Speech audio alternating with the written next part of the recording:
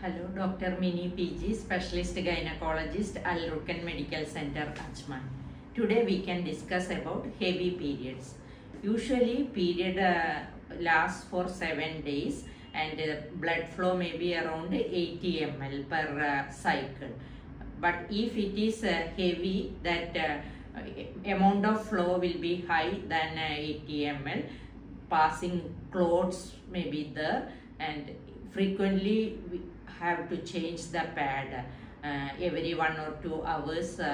Change the pad. Then at night soaking of the bed sheet and all may be there. And after periods, patient feel very tired, not able to do the daily routine activities during the menstrual time. In this situation, we can call it as a heavy period.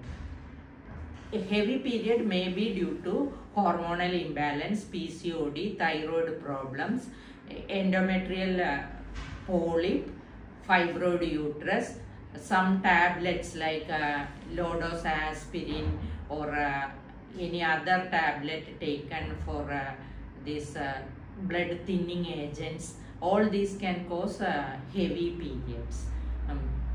Sometimes copper T may be there inside. Endometrial infection can cause prolonged bleeding.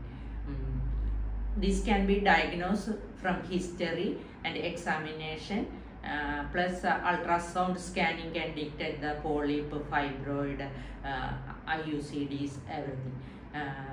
Treatment wise, we can treat it with bleeding stopping agents like diazepam, tranexamic acid, like that, or sometimes hormone treatment may be needed to decrease the flow and regularize the period.